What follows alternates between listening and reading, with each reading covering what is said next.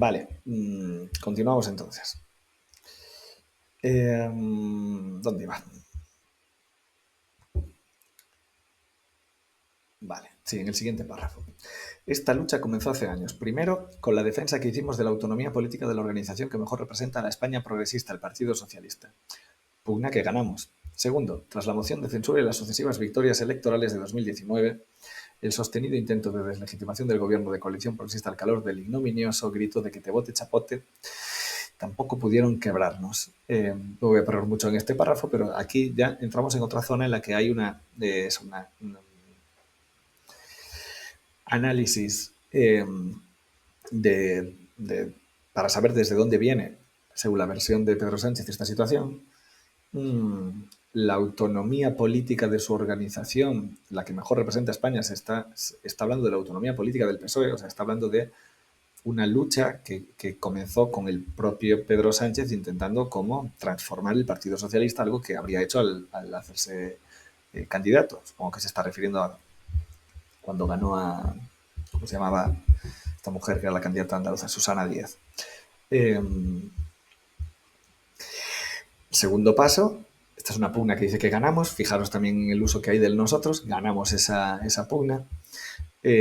Segundo, tras la moción de censura y las sucesivas victorias electorales de 2019. Bueno, y también menciona este eslogan del que te vote chapote. Muy interesante también es no solo el uso de este eslogan, sino de nuevo, pensando en la realidad o no, digamos, en el uso o no ideológico de este discurso, podemos pensar en el uso ideológico de esta expresión y también o sea, por parte de quién la puso en marcha. O sea, para los que no conozcáis la expresión, os animo a que la busquéis en vídeo. Un individuo que en una entrevista gritó esto, una entrevista, bueno, ante las cámaras de un medio de comunicación, de nuevo los medios de comunicación en el medio,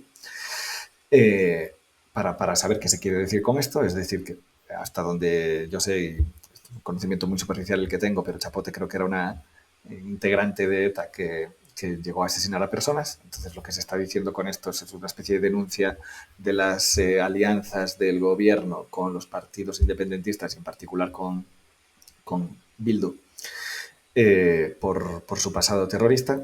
Y la manera, o sea, y también es, o sea, además de esto es interesante analizar no solo esta alusión directa, sino pues la manera en la que el presidente puede aquí, digamos, establecer un análisis de su postura, poniendo, o sea, enfatizando lo exagerado que es, desde su punto de vista, que le vinculen a un terrorista y que le digan que te vote chapote, ¿sí? Que te vote un asesino, que te vote un integrante de ETA, etc. Bueno. En el siguiente párrafo se nos habla de otro capítulo de esta lucha que se está contando. El último episodio fueron las elecciones generales del 23 de julio. El pueblo español votó mayoritariamente por el avance, permitiendo la reedición de un gobierno de coalición progresista en contra del gobierno de coalición del señor Feijóo y señor Abascal, que auguraban las baterías mediáticas y demoscópicas conservadoras. Aquí pues se habla de otra, digamos, de otra victoria de un pueblo que votó mayoritariamente por el avance. También sí que, vamos, desde mi punto de vista, la palabra avance aquí también, o sea, os animaría a tener en cuenta qué representaciones ideológicas o no se están haciendo, o desde mi punto de vista ideológicas, igualmente hablase de avance o hablase de otras cosas, al dar por supuesto ese avance, que es avanzar. ¿Por qué existen en políticas las imágenes del avance y el retroceso? ¿A qué clase de sentimientos y de emociones y de ideas se están apelando cuando se habla de un avance? Que es que una sociedad avance o, como dije hace un momento, retroceda. Porque si lo tomamos en un sentido cronológico, avanza igual. Pues el 2030 viene después de 2020 y 2040 viene después. Ahora, el avance político, ¿qué viene siendo?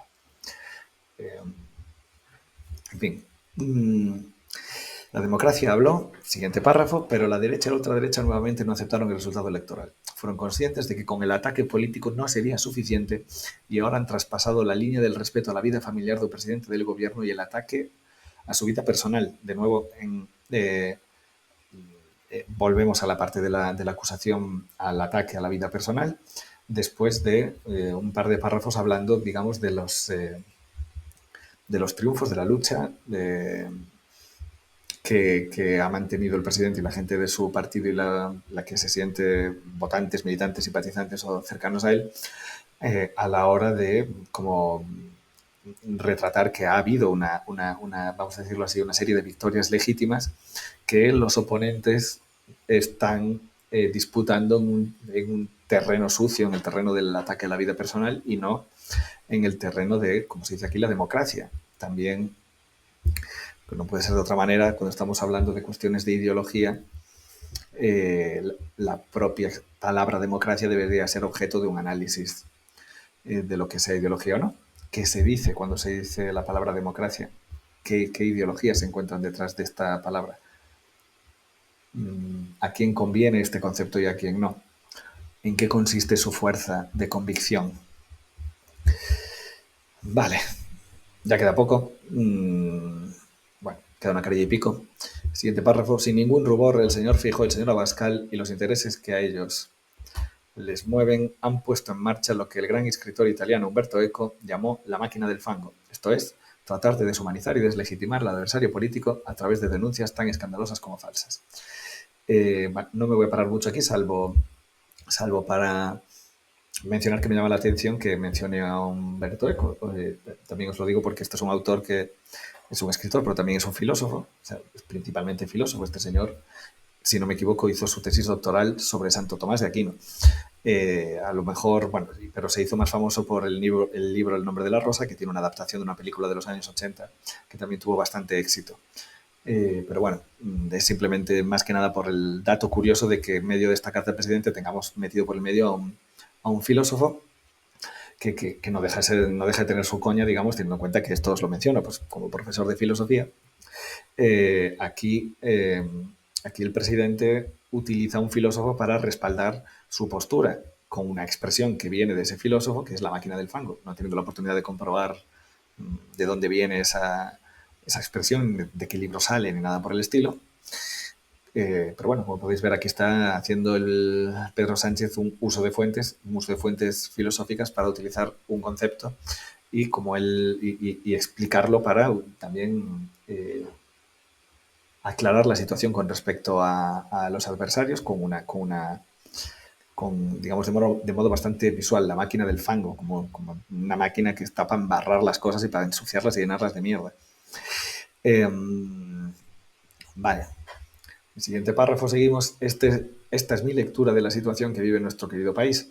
Una coalición de intereses derechistas y ultraderechistas que no toleran la realidad de España, que no aceptan el veredicto de las urnas y que están dispuestos a esparcir fango con tal de, primero, tapar sus palmarios escándalos de corrupción y su inacción ante los mismos. Segundo, esconder su total ausencia de proyecto político más allá del insulto y la desinformación. Y tercero, valerse de todos los medios a su alcance para destruir personal y políticamente al adversario político. Se trata de una coalición de intereses derechistas y ultraderechistas que se extiende a lo largo y ancho de las principales democracias occidentales y a las que le garantizo responder siempre desde la razón, la verdad y la educación. Bueno, este párrafo es jugosísimo, entre otras cosas porque, como veréis, de nuevo aparecen los intereses, de nuevo aparecen las palabras derecha y ultraderecha, como os podéis imaginar. La insistencia y la repetición también forman parte de la estructuración de un relato, de una narrativa. Y aquí, desde un punto de vista de la marca ideológica, es decir, de en dónde se está situando, quién enuncia estas palabras, no cabe ninguna duda de a quién se está dejando fuera, sobre quién se está diciendo que provoca daño, que persigue, que miente, que manipula. Y son, pues, es la derecha o la ultraderecha. Tened en cuenta también que estas son, eso, palabras cargadas, palabras que establecen un perímetro con respecto a quiénes son los nuestros y quién no. Como podéis imaginar, es muy claro que aquí se está dando por hecho que todas aquellas personas que sientan, que, vamos a decirlo así, que asientan las expresiones derechista y ultraderechista, serán personas que estén dentro del perímetro que está dibujando Pedro Sánchez. Es decir, los adversarios son los derechistas y ultraderechistas. Lo que hacen estas personas es no tolerar la realidad de España, no aceptar el veredicto de las urnas y esparcir este fango que acaba de definir. Y los objetivos que interpreta el presidente que tienen son, uno, tapar sus palmarios, sus evidentes escándalos de corrupción y su inacción ante los mismos, es decir, la falta de acción ante palmarios escándalos de corrupción, tal como él los dibuja en el oponente. Segundo, esconder su total ausencia de proyecto político más allá del insulto, y la desinformación. Esto también está bastante cargado, si me preguntáis a mí. La expresión total ausencia es muy, bueno, pontifica mucho, es muy vehemente y es muy terminante. No hay proyecto político. O sea, lo que está diciendo es que intentan esconder la total ausencia de proyecto político más allá del insulto y la desinformación. Está diciendo que el adversario no tiene nada que ofrecer a nivel político más allá que insultar y desinformar, es decir, difundir falsedades. Claramente también, bajo mi punto de vista, esto tiene un efecto pues, ideológico muy marcado. Se está retratando al oponente de una manera también, vamos a decirlo así, ausente de cualquier virtud. Y tercero, valerse de todos los medios a su alcance para destruir personal y políticamente al adversario político. De nuevo, todos los medios a su alcance. Y la palabra destrucción, que es también fuerte. Para destruir personal y políticamente al adversario. Coalición de intereses, de nuevo, derechistas e ultraderechistas. Fijaros que aquí aparece la palabra interés, que es clave para entender el concepto de ideología, es decir, que hay unos intereses que son los que tienen esta coalición derechista y ultraderechista, es decir, que no son, sobre todo si tenemos en cuenta el final de la frase, no son amantes de la razón, la verdad y la educación. Ojo con estas tres catedrales que ha plantado ahí, que ha construido al final de la frase Pedro Sánchez, es decir, el adversario tapa sus escándalos, no hace nada con ellos, tiene una total ausencia de proyecto político y solo insulta y emite falsedades, se vale de sus medios, de todos los medios a su alcance para destruir política y personalmente al adversario, mientras que Pedro Sánchez, a nivel personal, o sea, primero retratando al adversario de una manera colectiva, pero él a nivel personal diciendo que garantiza que responderá siempre desde la razón, la verdad y la educación, dando a entender que el adversario no es razonable, no es racional, es falso, no habla desde la verdad y no habla desde la educación. Como veis aquí también, hay, la tensión entre ellos y el nosotros es muy alta. El diferente mapa que hace sobre uno mismo, sobre él mismo y sobre los intereses, aunque ni siquiera dice que represente intereses, claro, fijaros cómo aquí la desideologización de su propio discurso está encima de la mesa. Si Pedro Sánchez dice la verdad, no dice ideología alguna, no tiene una representación interesada, la verdad está de su lado, la educación, las buenas maneras también, así como la racionalidad.